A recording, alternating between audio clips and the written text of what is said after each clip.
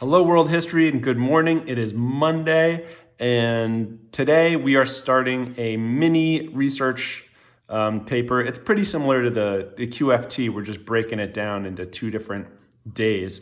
And so you have a question already, an open-ended question, and today you're going to research it about the Holocaust, and we'll be taking a virtual field trip to the United States Holocaust Memorial Museum, where you're going to find sources to answer your open-ended question. And then tomorrow you'll put those sources together to write a one-page response, okay? And so this is based on questions that you answered last week from the textbook. And then, so let me just show you an example. And so here's a student's, these are the questions. Remember, define the Holocaust, Kristallnacht. And so at the very end of these questions that you did, it says, what is a sentence or fact that you're interested in or have questions about? And so this was where you looked through the textbook and then writing a question about something specific from the text. And so here, this student said what he found interesting is how if you were weak, you were separated from the strongest and killed the same day. Okay, and so in the document that you opened today, wait, this isn't it. Here it is. So this is what you opened today, Holocaust Short Research Project. What's an open-ended question? And this was on Friday that we did this, right? An open-ended question based on your interest. And so what is an open-ended question? That is from this. So if you were weak, you were separated from the strongest and killed the same day. How can we make this open-ended? Usually a how or a why. So how were the weak separated from the strongest and killed the same day? Okay, that could be the open-ended question for this one. And so I'd go to today's assignment and I'd write how, it's hard for me to type only with one hand. How were the weak separated and killed the same day? And so this is an open-ended question. Okay, so I wrote my open-ended question there. And I can be a little more specific with this. How were they killed the same day? Where was this? Well, this was at the death camps. And so today, you're going to go, day one, you have this question, how were the weak separated and killed the same day? This is, if this was your question. I'll show you another example of another student's, and we can think of this question too.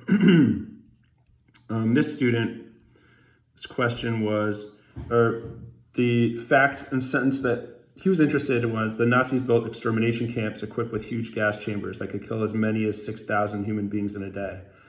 And so for this one, you could also do a how question. So how did the huge gas chambers kill as many as 6,000 human beings in a day? That's how you would change the statement into an open-ended question. Remember, an open-ended question, you need an explanation to answer. So, and this would be, how did they kill 6,000 human beings in a day with huge gas chambers? Or you could ask why. You would also find the answer too. I'm going to ask the how question. I think in this case, how is going to be a little easier. And so in this other student's case, instead of this question, you'd write your question up here. And hold on, give me a second. You'd write, how were they able to kill 6,000 human beings in one day using gas chambers? Okay, so that's the question that's in your mind. Then you're gonna go to this website, the Holocaust Encyclopedia. And when you get there, this is where there are lots of excellent sources, both secondary and primary, okay? And first just scroll through. And I want you to stay on the encyclopedia part of it. It's easier to see the different, to see all the different parts. And so in my head, what I'm thinking of is, what is my question? My question has to do with, in this case, both of those had to do with the gas chambers. And so I'm looking at these different articles and titles. And so is it about anti-Semitism or prejudice towards Jews, the aftermath of the Holocaust? No, this isn't happening in the aftermath. This is happening during. Is it part of the ghettos? No, it's about the death camps. I see over here it says Auschwitz. I'm going to click here because Auschwitz is, as we know, a death camp, and we'll find out more information there. And so, essential to carrying out the Nazi plan for final solution. When you're doing research, it's really easy to get distracted or lost in the research. What I want you to be thinking about is that open-ended question of yours the whole time, okay? And so in this case, if I'm doing the one that I first picked, I'm gonna go back and I'm gonna look at it just to make sure I know how were the weeks separated and killed the same day, okay? As I'm going through, I'm gonna read to see, do I have information here that is relevant to my question, that has to do with my question? And so here are numbers. Are these numbers about how they separated people? No, it might be good though in one of my paragraphs to include some of these numbers, but I'm still looking for how people were separated. This is about the tattoos that people received. This is about building the death camp of Auschwitz. See, I'm sort of skimming as I read. I'm still looking to see, this is why the death camp was constructed. Oh, here's something about a gas chamber and a crematorium. And so initially they constructed an improvised gas chamber in the basement. Later, a larger permanent gas chamber was constructed as part of the original crematorium. So this has to do with gas chambers. Also, they're building larger ones. So that means that the purpose of doing that, they're motivated because they want to kill more and more people. This has to do with SS doctors carrying out medical experiments, pseudoscientific research, which translates to racist research on children. We read about that, about Mengele in the quiz I gave you last week. And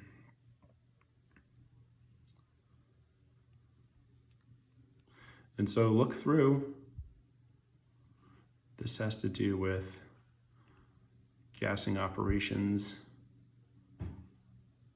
And as I read this, I'm thinking about, okay, this is about the gassing operations, how they happened.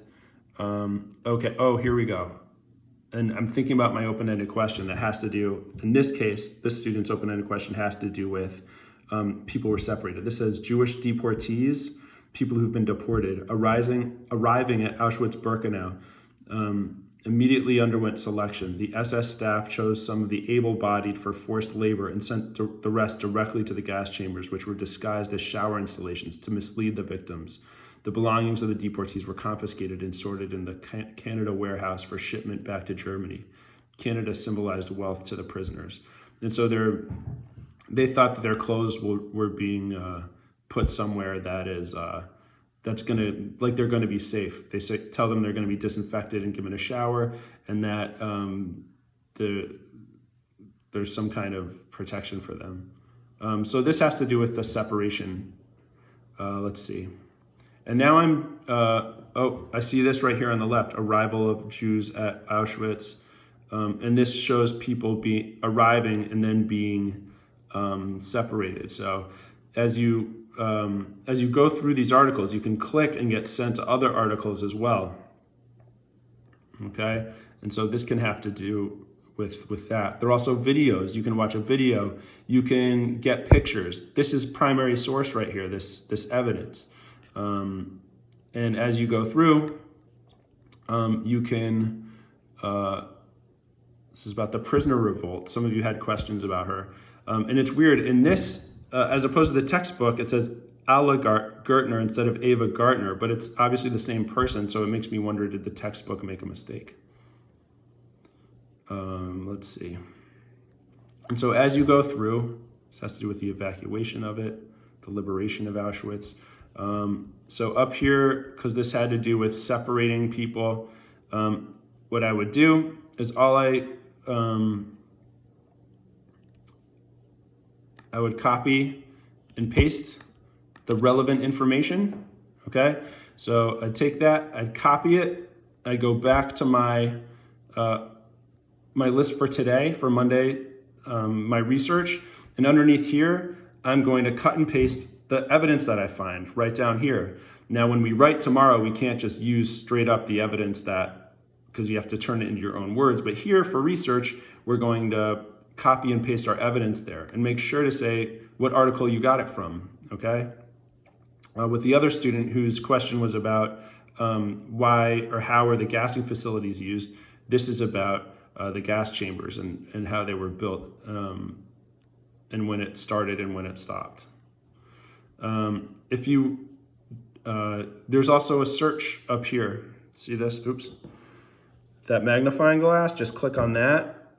And here, if you write your full question, you're probably not going to get an answer. So what I suggest doing is just write a 1 or 2 words or a phrase rather than your entire question. So for the one we're looking for separation or selection process at death camps, I'm going to say selection for death. Or for gas chambers, I think that would be better. And so I'm going to type this in, I'm going to search it up. And here I find more information. For example, I can listen to a woman tell her story, a survivor, about how she survived selection for the gas chamber. I can use this as a picture. This is a primary source, right? This is what it looked like. And so you can either describe the photo. Here are people who have been picked for the gas chambers, and you can use this photo as evidence because see, is it strong people? No, they're sending women and children. This is about another gas chamber, a person who's describing it. It looked like his job was to clean the gas chambers. And so you click on this, and look at all these different, all of these different things that come up. I mean, there are 255 different sources. So I need you, by the end of the day, try to get at least 4 sources. Try to get a mix of primary and secondary, and use the search key to search up, and also to get an idea of, to put it in context. These articles are great for giving information and also for secondary sources, and also linking you to other primary sources. So you have these articles, and you also have this search tool, which will link you to other primary and secondary sources. All right, and then by the end of today, you should have research at least 3 sources down here. Try to have a mix of primary and secondary. And then tomorrow, I'll show you how to take these sources and write them and use them to write an essay. All right, thank you so much. And of course, if you have any questions, you can email me or you can ask in the comments section on Google Classroom. All right, I miss you guys, and work hard, and I'm looking forward to seeing what you come up with. All right, bye.